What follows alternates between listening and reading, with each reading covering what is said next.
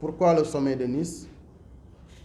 Les dernières études ont montré que les océans connaissent une hausse des températures. Il y a de l'acidification dans les océans qui perturbe les coraux. Nous avons une élévation du niveau de la mer due à la fonte des glaces dans le cryosphère, mais due aussi au changement climatique, parce que plus il fait chaud, plus l'eau se dilate. Et cette dilatation entraîne l'érosion côtière. Nous avons aussi, comme nous le disons, beaucoup de pollution au niveau des océans du monde, avec une pollution plastique, mais surtout avec les découvertes de pétrole et de gaz offshore. Ce n'est pas seulement au Sénégal. 82% des nouvelles découvertes de pétrole et de gaz sont au niveau marin. Donc vous comprenez que les océans qui occupent 72% de la Terre sont aujourd'hui envahis par les hommes, par leur activité économique, par leur activité minière. C'est pourquoi le sommet de Nice a été convoqué du 8 au 13 juin dernier, après le sommet de New York, après le sommet de Lisbonne, pour réunir l'ensemble de la communauté internationale, y compris les chefs d'État, les organisations internationales gouvernementales, les communautés comme nous, ceux de la baie de Hann, les professionnels de la pêche. Tout ce beau monde s'est retrouvé à Nice pour discuter sur la santé et l'importance des océans dans le monde. Et il était question de mettre ensemble l'ensemble des connaissances que la communauté scientifique a sur les océans et de les partager. Parce que c'est l'endroit le moins connu de la Terre. L'endroit le moins connu de la Terre, c'est cet endroit qui est le plus vaste, mais qui est aussi le moins connu. Parce que nous avons la fosse des Mariannes à 11 000 mètres, 11 km de profondeur, mais nous avons aussi l'océan qui entoure la Terre partout. Nous avons aussi une autre raison pour aller à Nice. La deuxième raison, c'est les finances climatiques. Il est extrêmement important que, compte tenu de l'ODD 14 relative à la vie aquatique, que les gens trouvent suffisamment de moyens pour protéger les océans.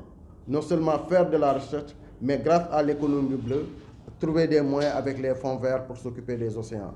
Le point le plus important aussi, c'était de signer des traités pour réglementer l'exploitation des ressources minières en haute mer, parce que chaque pays a ce qu'on appelle la zone exclusive économique qui est 300 km au-delà des côtes. Mais au-delà de cette côte, sur la haute mer, cette mer que personne ne revendique, il y a des pays qui ont les capacités de l'exploiter, d'exploiter les ressources minières de ces zones, mais d'autres pays ne l'ont pas. Mais l'exploitation de ces métaux lourds, de ces sables et de tous ces minerais au niveau sous-marin pose des problèmes qui ne sont pas encore bien connus. C'est pourquoi il est important qu'il y ait ce traité qu'on appelle BBNJ, traité sur la haute mer dans les espaces de non-juridiction qui ne dépendent d'aucun pays. Donc vous comprenez qu'il était important que la communauté internationale puisse faire ça. Donc à notre niveau, Sénégal, qu'est-ce que nous avons fait? Il y a une participation sénégalaise à côté des 60 chefs d'État. Malheureusement, nous n'avons pas eu le chef d'État du Sénégal. C'est Madame le ministre de la Pêche qui devait présider la délégation. Finalement, c'est le docteur Daouda Ngom qui est venu présider la délégation sénégalaise. Et pour cette conférence de Nice, il y a eu des motifs de satisfaction comme il y a eu des déceptions. Parmi les déceptions, nous pouvons parler de l'absence des États-Unis d'Amérique.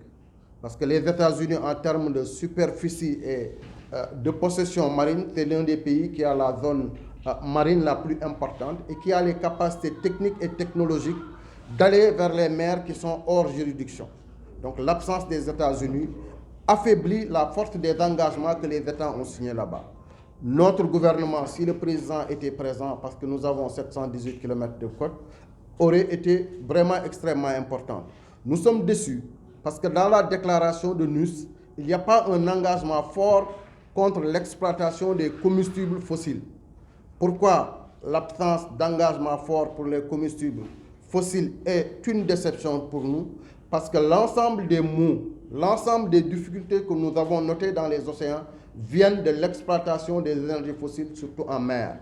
Parce que quand on parle d'énergie fossile, immédiatement on pense au gaz à effet de serre, immédiatement on pense à la conséquence du réchauffement climatique, des événements météorologiques extrêmes, mais simplement à l'érosion côtière due à l'avancée de la mer, à la pollution plastique, parce que le plastique vient du pétrole et l'exploitation de ce pétrole pose problème.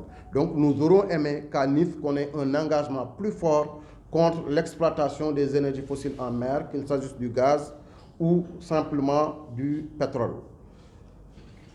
Parmi les motifs de satisfaction à Nice, c'est la signature par plus de 50 pays qui ont ratifié cet accord contre l'exploitation des ressources minières dans les zones où il n'y a pas de juridiction. 50 pays l'ont ratifié, on s'attendait à plus, mais cette ratification, elle est importante. Sur le plastique, 60 pays ont pris un engagement de lutter, d'avoir des mesures plus contraignantes contre les pollutions plastiques.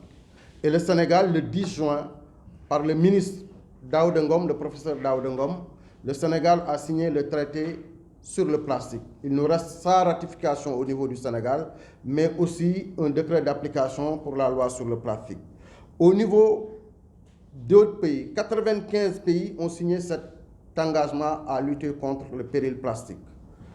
La France et le Brésil aussi ont été exemplaires parce qu'ils ont mis dans leur CDN qu'on présente aux côtes des engagements pour la protection des océans. La France a une très grande superficie au niveau des océans, c'est la deuxième ou troisième pays. C'est le deuxième ou troisième pays. Donc si la France prend cet engagement, nous pensons que c'est extrêmement important pour l'écologie mondiale. Le troisième motif de satisfaction, c'est les panels auxquels nous avons participé. En tant que communicant, j'ai fait une présentation dans le panel qui a réuni le secrétaire, le représentant du Costa Rica aux Nations Unies. Devant lui, nous avons fait une présentation sur les océans et sur nos droits. Et ça nous a permis de parler de l'exploitation du pétrole et du gaz au Sénégal et de ses impacts potentiels sur notre écosystème marin et côtier. Nous avons fait une autre communication sur les pollutions en prenant l'exemple de la pollution de la baie de Han, du projet de dépollution et de ses imperfections. La troisième communication était relative à l'art et l'océan. Nous utilisons plusieurs moyens de communication pour sensibiliser le grand public. La presse traditionnelle, les réseaux sociaux, le bouche à oreille dans nos communautés, mais de plus en plus, nous utilisons l'art. Aujourd'hui, à Anne, on est en train, avec Gaïa, de créer une œuvre artistique, c'est-à-dire une très grosse oreille, pour dire aux gens, écoutons-nous, écoutons la nature, il est important de se parler, parce que les initiatives sont dispersées et très souvent les gens ne se parlent pas. Donc voilà un peu les motifs de satisfaction lors de la conférence de Nice. Ça nous permet aujourd'hui de discuter avec vous sur les 6 points objets de notre conférence de presse. Le premier point est relatif au littoral sénégalais. Le Sénégal a 718 km de côte. Nous le savons, de Saint-Louis à Cabrousse sur la frontière Guinée-Bissau, nous avons 718 km de côte, répartis en côte sableuse. Là où il n'y a que du sable sur 310 km, c'est toute la grande côte jusqu'à Yoff. La petite côte entre Anne jusque dans la partie vaseuse. Donc nous avons une partie sableuse sur 310 km. Nous avons une partie vaseuse dans la zone de mangrove, dans les deltas du fleuve, le fleuve Sénégal, le Sine et la Casamance et un peu la Gambie. Nous avons une côte vaseuse de 234 km. Et nous avons 174 km de côte rocheuse, essentiellement dans la région du Cap-Vert et un peu sur la petite côte où nous avons des pointes rocheuses. Donc voilà un peu la présentation physique de la côte sénégalaise. Et sur cette côte, nous avons 65% de notre population globale. Nous avons pratiquement presque la moitié de nos activités économiques du Sénégal sont sur le littoral. La définition du littoral paraît un peu difficile. Nous avons plusieurs lois, mais il n'y a que le code de l'urbanisme qui définit exactement la loi 2023-20, qui définit ce que c'est que le littoral. On n'a pas une définition du littoral dans le code de l'environnement, nous ne l'avons pas dans le code de la marine marchande, mais c'est le code de l'urbanisme qui définit ce que c'est que le littoral. Vous voyez ce qu'il y a comme interaction au niveau du littoral sénégalais. Ce littoral aujourd'hui, selon plusieurs rapports, est vulnérable au changement climatique et à l'avancée de la mer. Nous avons une étude de 90 et une autre étude de 93 qui montrent que sur 180 pays, le Sénégal est le 45e pays vulnérable à l'avancée de la mer. L'étude de la Banque mondiale de 93, avec des projection, si la mer avançait de 6 mètres, le Sénégal serait le 8e pays vulnérable à l'avancée de la mer. L'ensemble de nos activités économiques, beaucoup de nos villes côtières disparaîtraient si la mer avançait avec ses modélisations. Parce que nos aéroports, nos industries, toute notre activité touristique se trouve dans cette zone. Donc la vulnérabilité au changement climatique est un problème. La pollution, nous venons de parler de la baie de Hann. Nous avons une pollution marine, une pollution physique, une pollution par les eaux usées qui concerne l'ensemble des plages. Ma plage, la baie de Hann, est vraiment le summum de cette pollution. Mais aujourd'hui, aussi bien à Kafountine qu'à Saint-Louis, à Kayar, à Foundiougne, partout nous avons le plastique qui envahit notre littoral et nous avons des eaux usées en quantité très élevée qu'on déverse sur notre littoral. Le dernier problème du littoral sénégalais, ce sont les occupations anarchiques. Chacun veut avoir une maison pied dans l'eau en ignorant les dispositions de plusieurs côtes. Notre littoral est géré par presque 9 côtes. 9 côtes. On n'a pas une loi spécifique sur le littoral, ce que nous attendons depuis plus de 15 ans maintenant. Mais pour gérer le littoral sénégalais, on est obligé de se référer sur le code du domaine de l'État, en son article 4, la loi 76-66.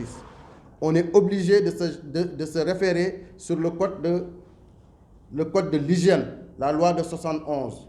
On est obligé de se référer sur le code de l'assainissement, la loi de 2009. On est obligé de se référer sur le code général des collectivités locales, en son article 296, qui confère au conseil départemental les prérogatives sur le littoral.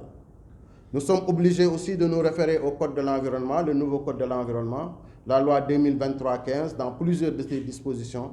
Mais ce qui est important et qu'on oublie souvent, pour gérer le littoral, nous avons le code de la marine marchande, la loi de 2002, qui en son article 4 précise ce que c'est que le domaine public maritime, sur lequel on ne peut ériger que des installations légères, démontables ou mobiles. Mais parcourez un peu le littoral dakarois et le littoral sénégalais, c'est des immeubles de 4 ou 6 étages, c'est des hôtels, c'est des constructions en dur, complètement interdites par la loi que nous avons sur le littoral. Nous avons eu en mai l'année dernière la décision du président Diomaye Faye qui avait arrêté l'ensemble de ces constructions. On a entendu le tollé, nous nous sommes organisés pour soutenir cette décision présidentielle, mais le littoral sénégalais, dans sa globalité, est victime de l'érosion côtière, des occupations anarchiques et d'une très forte pollution. Sur la pêche, parce que le littoral aussi est occupé par les pêcheurs, le Sénégal est un pays qui compte beaucoup sur la pêche. Chaque année, c'est plus de 500 000 tonnes de poissons qui sont débarqués ou bien qui étaient débarqués au Sénégal. Nous avons une baisse drastique de ces débarquements. Cette pêche occupe depuis plus de 2000, on parle de 630 000 emplois. Or, dans tout le littoral, dans toutes les villes côtières, nous avons plus de pêcheurs, plus de pirogues. Donc ces chiffres doivent être réactualisés. La pêche emploie plus de 1 500 000 personnes. Nous avons aussi la pêche qui contribue à 75% de notre sécurité alimentaire vient de la pêche. M. Sarr, Mamadou Sarr, parlera davantage de la pêche mieux que moi. Et nous avons des fléaux au niveau de cette pêche. Nous avons aujourd'hui, pour un pays qui exportait du poisson et qui nous donnait des recettes de plus de 250 milliards par année, aujourd'hui le Sénégal importe le poisson. Notre poisson vient de 19 pays sous forme congelée. 40% de notre poisson vient de l'extérieur, pour les raisons que vous savez. Avec les changements climatiques, les poissons, qui sont des espèces migrantes, vont dans des endroits où il y a un confort climatique. Tantôt, je disais dans mon introduction que la mer était plus chaude et plus salée, acidification et élévation des températures. Les poissons, pour un confort hydrique, s'arrêtent maintenant au niveau du Maroc et de la Mauritanie. C'est pourquoi si vous allez aujourd'hui au marché aux poissons, beaucoup de notre poisson vient sous des caisses congelées dans le marché sénégalais. Nous avons de mauvaises pratiques de pêche. Vous allez à Hann, à Soumbédioune, à Bargny, à Popenguine, nos parents pêcheurs s'adonnent à la pêche aux juvéniles. Ils ont leur responsabilité engagée, mais la responsabilité de l'État qui permet l'importation de filets avec un faible maillage qui attrape ce poisson est engagée. La responsabilité de l'État est engagée, parce que ce poisson juvénile est exporté vers les pays comme le Togo et le Ghana, et il faudrait un certificat de salubrité que délivrent les services de la pêche. Donc, autant au niveau de l'importation, autant au niveau de la délivrance du certificat de salubrité, nous avons des problèmes au niveau de la pêche. Qu'est-ce qu'il faudrait faire pour améliorer la pêche? Il faudrait que ce que nous avons comme poissons, comme sardinelles, ethmalose et autres, qui devaient nourrir les Sénégalais, sont aujourd'hui trustés. C'est les usines de farine de poisson qui nous disputent le marché de la sardinelle et qui mettent les Sénégalais dans une insécurité alimentaire. Il faudrait qu'on mette fin à l'installation de ces usines de farine de poisson. Au départ, ils ne devraient utiliser que les déchets ou le produit de surpêche, mais maintenant, c'est directement qu'ils ont leurs pirogues qui sont alimentés au lieu d'alimenter le marché sénégalais. Or, les pêcheurs sont subventionnés en moteur par le gouvernement du Sénégal pour enrichir ceux qui vont faire de l'aquaculture dans un autre pays. Il faut 5 kg de poisson pour faire 1 kg de farine de poisson. Donc, pour relancer la pêche, il y a beaucoup d'activités, telles que l'initiative de la CONAPET. Sur 13 points, ils ont fait des propositions au gouvernement du Sénégal. Il faut la reconstruction des stocks halieutiques, parce que le CROT, le Centre de recherche océanographique de Dakar-Thiaroye, d'après ces recherches, sur 25 stocks halieutiques, les 13 font l'objet de surexploitation. Les habitats marins qui permettent aux poissons de grandir sont envahis et détruits. Nous parlons de Diatara, où est installée la plateforme de liquéfaction de gaz. Nous parlons de cette mauvaise pêche avec les chalutiers qui détruisent les fonds marins et les habitats marins. Donc nous avons besoin aussi de protéger les aires marines protégées. Les aires marines protégées sont les lieux de conservation et de protection de la ressource. Ça permet d'avoir plus de poissons, des poissons plus gros et plus d'espèces. Nous en avons 17, mais malheureusement, ces aires marines sont mal balisées, les moyens manquent et c'est extrêmement important pour la recherche. Sur la pollution plastique, nous disons tantôt que pour parler du plastique, il faut le connaître. Le plastique provient du pétrole, ce que beaucoup de gens ignorent. Lorsque le pétrole est produit, grâce à la pétrochimie, nous avons l'essence, nous avons le gasoil, nous avons le kérosène qu'utilisent les avions, mais nous avons le naphtha. Le naphtha permet de produire 7 types de plastique, parmi lesquels le PET, les bouteilles d'eau que nous avons, je ne nommerai pas les marques, des bouteilles d'eau transparentes, c'est ce qu'on appelle les polyéthylènes terephthalate. Ça permet de mettre en bouteille ces eaux avec des dimensions, c'est de facile utilisation. Nous avons les polyéthylènes haute densité. Ça permet de faire les bouteilles dans le cosmétique, les bouteilles plus solides que les bouteilles d'eau, qui envahissent notre quotidien. Ça, on le fait avec du polyéthylène haute densité. Le plastique le plus dangereux, c'est le pH petite densité, PHLD comme on l'appelle, low densité. Ce plastique en film permet de produire les sacs à usage unique. Quand tu vas à la boutique ou au marché, le sac qu'on te donne à usage unique, c'est ce sac qui est très polluant parce qu'il n'est pas recyclable. Mais c'est fait à travers le polyéthylène basse densité. Nous avons les PVC que vous connaissez qui permettent de faire certains trucs que nous avons en face de moi, le PVC, qu'on utilise pour les télévisions, pour autre chose. Donc la tuyauterie de la plomberie, c'est du PVC, c'est du plastique. Nous avons le polystyrène pour les repas à emporter, pour garder la température des poissons et certains produits. On utilise des caisses en polystyrène. C'est très léger et ça conserve la température. Nous avons aussi toujours j'ai du mal à prononcer ce mot, les polypropylènes, qui sont du plastique très dur qu'on utilise dans la carrosserie automobile pour faire les pare-chocs et pour faire même certaines voitures. De plus en plus, on se rend compte que les voitures sont en plastique. Ça, c'est le polypropylène qu'on utilise pour faire ce plastique. Et nous avons en dernier lieu les autres types de plastique. Très souvent, les gens oublient que le ndiampé qui nous permet de nous baigner, c'est du plastique. Le drap en nylon ou le vêtement en polystère que je porte, c'est du nylon, c'est du plastique. Les tableaux que nous avons derrière nous, c'est du plastique. Donc nous avons 7 types de plastique, mais le plastique le plus difficile à utiliser, c'est le plastique à usage unique qui tapit aujourd'hui nos brousses, nos champs et qui sont dans le milieu marin. Au niveau de la baie de Hann, c'est extrêmement important de retenir ça.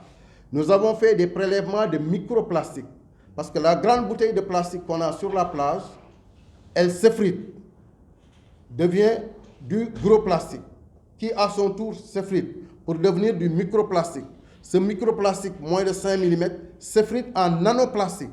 Autant nous avons de la poussière sur ces tables, autant nous avons une fine couche de microplastique sur les océans.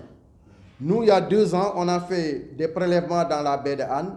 Les résultats que nous a donnés le laboratoire suisse, que nous pouvons partager avec ceux qui le voudront, les résultats au niveau de la baie de Han sont 360 000 fois supérieurs à la zone la plus polluée de la Méditerranée, c'est-à-dire le nord-est, dans la zone espagnole. La baie de Han est 360 000 fois polluée que cette zone. On dépasse le niveau de pollution mondiale. Les autres parties du Sénégal sont assez acceptables, mais nous avons des comparaisons avec le lac Léman en Suisse, avec cette zone de la Méditerranée, avec la présence des microplastiques au niveau du monde. Donc voilà un peu ce que nous avons au niveau du plastique. Le Sénégal a pris une loi en 2015, la loi 2015-09 du 4 mai 2015, qui a connu un échec. 5 ans plus tard, c'est la loi 2020-04 du 8 janvier 2020 qui est prise pour interdire la production, la distribution du plastique au niveau du Sénégal. Mais ce décret, depuis 2020, n'a pas connu le succès escompté. Parce que dans nos sacs, nous avons plein de plastique. Au marché, c'est encore plein de plastique. Ce plastique est importé, il est produit et il n'y a aucune alternative pour sa disparition. C'est directement à Mbebes ou sur nos plages. Donc nous avons besoin, après la ratification le 10 juin dernier par le ministre Daouda Ngom de la loi sur le plastique, nous avons besoin du décret d'application de la loi sur le plastique. Le décret d'application du Code de l'environnement a été pris en janvier dernier. C'est la loi 2025-227 du 30 janvier qui porte application du Code de l'environnement, avec quelques lacunes, parce qu'il y a eu recul dans les études d'impact environnemental et social, il y a recul dans la consultation publique, il y a recul dans les audiences publiques dans cette nouvelle loi portant Code de l'environnement. Donc, ça nous permet simplement, avec cette loi sur le plastique, de revenir sur la baie de Han. Depuis 20 ans, 30 ans, nous parlons de la baie de Han. Hier, nos amis de Thiaroye ont perturbé la circulation sur la Nationale 1 en faisant une protestation. Les populations ont évolué. Il faut que le gouvernement et les décideurs le savent. Vous allez à Yoff, sous nos plages, c'est des citoyens qui balayent la plage tous les jours. Vous allez à Soumbédioune, c'est Diapo Océan avec le CLPA qui balaye tous les jours la plage. Vous venez à Han, c'est plusieurs organisations qui le font. Et c'est comme ça sur l'ensemble du littoral sénégalais, comme le fait nos amis Morbeng à Kayar. Donc il y a une nouvelle conscience environnementale qui permet aux populations de lutter contre la pollution.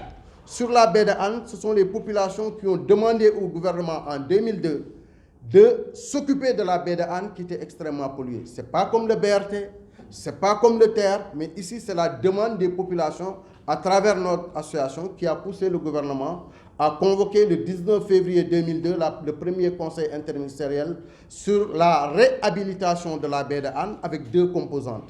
La première composante, c'est la restructuration urbaine et la régularisation foncière, ce qu'ils ont fait à Han, ce qu'ils ont fait à Petit Mbao, mais en omettant Thiaroye, sur lequel le projet de la dépollution de la baie de Han traverse sur 7 km, avec 4 stations de relèvement. Donc voilà un peu ce qui a poussé les gens de Thiaroye hier. Ce projet de la dépollution de la baie de Han est un bon projet. C'est un projet qu'on doit répliquer. Mais malheureusement, ce projet souffre de malgouvernance, parce que la malgouvernance démarre par une instabilité au niveau de l'équipe de projet. Entre 2002 à 2025, nous avons eu plus de 9 directions de l'ONAS et autant d'équipes au niveau du projet. Donc il y a une instabilité. Les marchés parfois sont mal attribués, ça pose problème. Aujourd'hui, nous avons des doutes sur les données, parce que l'étude d'impact environnemental et social date de 2011. Entre 2011 et 2014, c'était l'étude d'impact environnemental et social. Des données collectées il y a de cela 15 ans, est-ce que ces données sont actuelles? Avec le croît démographique, avec l'érosion côtière, mais avec cette pression que nous avons sur le réseau d'évacuation des eaux pluviales et des eaux usées. C'est pourquoi nous pensons qu'au niveau de l'ONAS, on doit réduire le gap de communication. Depuis 4 ans, le comité de suivi ne s'est pas réuni. Depuis 2010, certains parties prenantes, que sont les collectivités locales et les communautés, ne sont pas impliquées dans le comité de pilotage depuis 2010. Et nous ne savons pas ce qui se passe au niveau de la station d'épuration. Et très souvent, c'est des bailleurs de fonds qui sont promenés là-bas. Or, ce projet qui vient des populations, il y a une carence totale d'informations. Et là où nous ne sommes pas aussi d'accord, c'est le niveau de traitement des eaux. Aujourd'hui, le projet de la dépollution de la baie de Hann a 7 lots. Le premier lot, c'est de construire un intercepteur, une canalisation qui quitte le port de Dakar jusqu'à la station de Petit Mbao sur 15 km. Toutes les eaux usées qui allaient en mer sont collectées pour être envoyées à la station d'épuration. Cette station d'épuration est le lot 2.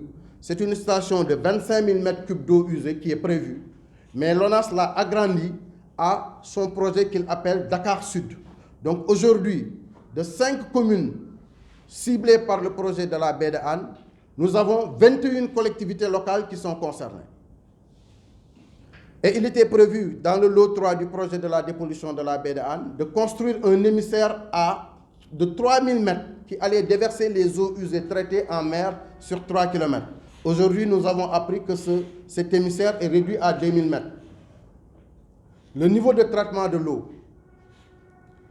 Dans le démarrage du projet, quand il démarrait les études, il était prévu de faire un traitement primaire. Le traitement primaire, si vous voyez ce que c'est juste prendre les eaux, laisser les matières solides se reposer, les matières oléagineuses flottent et tout cela est évacué et l'eau est rejetée dans la nature. Il y a un traitement secondaire qui permet d'éliminer certains polluants. Aujourd'hui, nous exigeons qu'il y ait un traitement tertiaire des eaux de la baie de Hann. Parce que simplement, le projet a connu une évolution. D'abord sur le nombre de bailleurs, on n'avait que 2 bailleurs. L'Union européenne avec la Banque européenne d'investissement, l'ambassade de France avec l'AFD. Mais aujourd'hui, nous avons 5 bailleurs. Nous avons les Hollandais, nous avons la Chine, nous avons la France, nous avons l'Union européenne, qui sont des bailleurs. Le montant des financements s'est élevé à 50 millions d'euros, c'est-à-dire 33 milliards. Aujourd'hui, le financement de la baie de Hann est de 188 millions d'euros, soit 123 milliards. De 33 milliards, on est passé à 123 milliards. De 5 communes, nous sommes passés à 21 collectivités territoriales. Il parle d'impacter 500 000 personnes. Il était prévu d'impacter 500 000 personnes en 2036 avec un élargissement de la station d'épuration à une capacité de 50 000 m3 d'eau usée. Donc si dès le départ, il parle de 500 000 personnes, ça veut dire que dès le départ, on aura une station de 50 000 m3 d'eau usée. Ça ne nous gêne pas. Mais ce qui est gênant dans ça, lorsqu'on créait la station d'épuration de Cambérène en 1989, les études d'impact environnemental et social disaient que la baie de Hann était inapte à recevoir 6 000 m3 d'eau usée traitée venant de la station de Cambérène. C'est pourquoi en 2000, il y a eu une grosse bagarre entre la communauté de Cambérène et le gouvernement à propos des rejets d'eau usée sur la plage de Cambérène. Or, ce n'était que 6 000 m3 d'eau usée. Aujourd'hui, dans la baie de Hann, on prévoit de déverser chaque jour 25 000 m3 d'eau usée maltraitée dans une baie qui n'avait pas les capacités d'en recevoir 6 000 m3 d'eau usée. Dans un procès, quand il y a un élément nouveau, on revoit le procès. Aujourd'hui, dans la baie de Hann, avec le décret 2020-1133 portant création de 5 aires marines protégées, dont l'aire marine protégée de Gorée, qui est aujourd'hui chargée avec les zones de pêche que sont Kassao, le cimetière des bateaux, la ZPP de Hann et surtout la zone autour de Gorée et de Terro-Baïsogui, qui est une zone de pêche par excellence. Parce que c'est dans cette zone que nous avons le village de Yarak, le village de Thiaroye, le village de Mbatal, le village de Mbao et Rufisque, qui sont parmi les plus grandes communautés de pêcheurs du Sénégal. Mais dans cette zone où le gouvernement a créé une aire marine protégée, il est acceptable de déverser 25 000 m3 d'eau usée, soit 25 millions de litres d'eau, sans étude d'impact préalable? Donc nous remettons en question ce déversement des eaux usées, autant un volume aussi élevé, dans une aire marine protégée, dans un pays qui souffre de manque d'eau, de carence hydraulique pour les exploitations agricoles. Là où nous devons terminer sur le chapitre de la baie de Hann, c'est la restructuration de Thiaroye-sur-Mer. Le 19 février 2002, lors de ce conseil interministériel présidé par Mme Madior Boye, alors Premier ministre du Sénégal, il était question de restructuration urbaine et de régulation foncière, mais aussi de dépollution des eaux usées.